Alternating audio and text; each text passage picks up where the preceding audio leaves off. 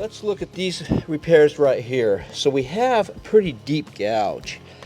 We may not be able to use the hot melt kit here, so another alternative that we can use is we can go to an epoxy. These epoxies, they were actually designed for the furniture industry, but they moved over to the flooring industry.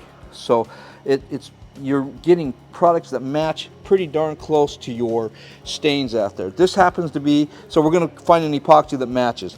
These epoxies can be stained afterwards once they're cured up. This one happens to be oak and light walnut, so let's check this one out. I'd say that's a much closer.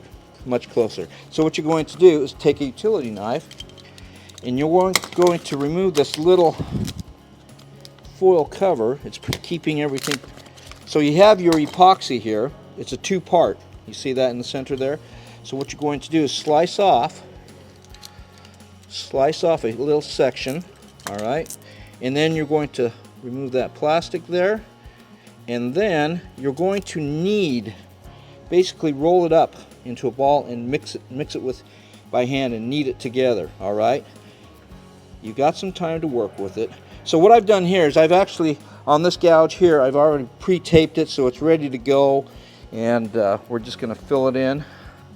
Really should be wearing gloves. I just don't happen to have any on me here, so, but if you're sensitive to these epoxies, you're going to want to wear some gloves. Now, it's about ready to go in. You've got plenty of working time on this. It'll take about 5 minutes before it starts to really harden up. Overfill it. Take a plastic putty knife, clean it off, and let it dry. Now, as it's starting to set up, the tape is doing two things. If you were to just take the epoxy, fill it in, and use the spatula, plastic spatula here, what you'd notice is a slight dip. What the tape is doing is it's allowing that epoxy to be just slightly above the surface of the wood. So as it's drying, by the time I peel that, it should be pretty close to being a net fill right there. I should be pretty even with that surface right there. So once that's dry, or starting to dry, I'll go ahead and peel this tape up and start to blend in a little bit more if I need to, while it's still manageable, and then let it just dry. It'll take about 10-15 minutes. So here we have another gouge. When I say chase the grain, what I mean is, if you notice this gouge right here, it's got a distinct stop point right there. Well, what I want to do is I want to basically chase that grain to where if I do fill it, it's actually going to blend in and be a little bit more natural look rather than an abrupt stop right there, because that will show up a little bit. Cutting this deep enough to where it'll allow me to get the epoxy to fill in and stay there. Now, when you finish up with this epoxy, if there's a slight void or anything with this one, let's say this one or this one here, what we can do is we can come in with our hot melt and actually fill in the rest of that to make that repair.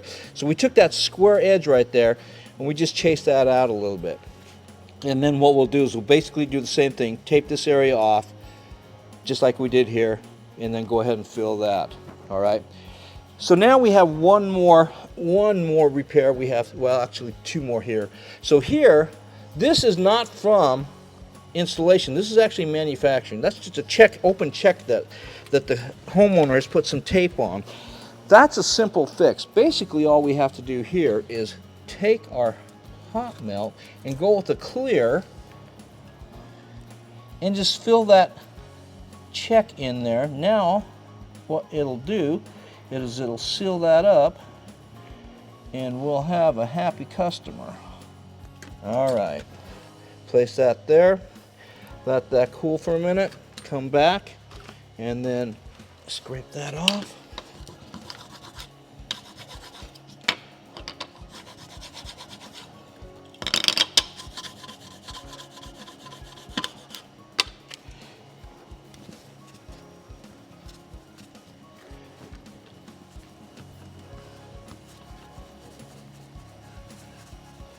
All right, and then come in, once again, seal it. We're going to go with our matte to kind of camouflage that a little bit more. And just leave that right there. So where I use this clear over here, now the sheen matches actually pretty darn good. I don't really have to do anything with it. It comes in matte, satin, semi-gloss, gloss. So just get a few of these clear pens that you can match the sheen levels. All right. Last one. So here we have a hole. Something fell that was kind of round. Well, it's fairly deep, but you know what? Rather than trying to match that where it's a round circular damage there, let's see if we can make it into a knot. Because if I look at this floor here, I'm going to look at this floor and I can see that there are actually, there's some knots on this floor. There's one there, there's one here. There's several knots on the floor. So if I can kind of mimic one of the knots and do a repair that way, it's going to look much more natural with this rounded edge here. So once again, I may take my stain pen, fill in around that perimeter because it is white, just to get some of that lighter shade away from there. And then I'm going to come in with a different type of hot melt. So this is a hot melt repair kit that's a glue gun, and it has hot melt sticks that come in this aluminum packet. Now, these are not your regular hot melt type of sticks. These are made out of nylon, so they're very, very durable. This is going to be a permanent repair, so we don't have to worry about it coming out. I found a stick that matched, and so I'm going to go ahead and push this through. My gun's already hot. I'm going to take my cooling block and my planer. I'm going to come in here. Let's remove that tape there. Get this out of the way there. We're going to go ahead and fill that in there. Overfill once again. Put our cooling block on there and let that cool for a minute or two. All right. When it's cool, we'll come back in. We'll gently, whoop, guess what? We just created another repair. So, when you do this, be very careful with your razor. This one actually looks like it's got a slight burr right there. So make sure your tools are sharp. Make sure there's no burrs on them. Now, am I worried about this? No, not really. I've got a little bit of a mark here that I got to repair. I've got this little bit of right here. I could either add some more hot melt into it. I may want to add a little bit more color into this, maybe go darker, mix it up, or I could just use my stain pens to blend that in. Let's try to see this.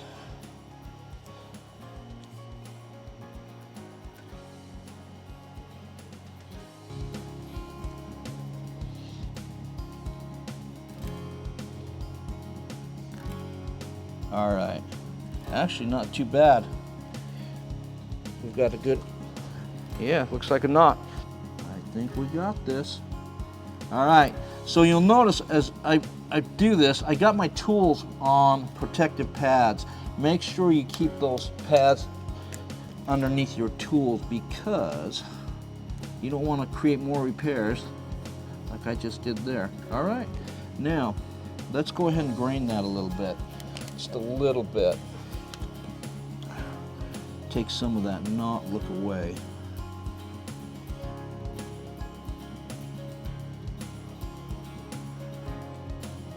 This is a little bit dark.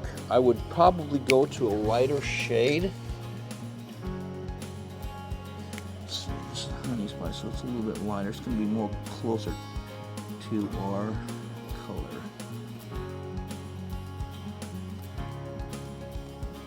All right, so there's our knot, filled knot. From a standing position, you can't even see this.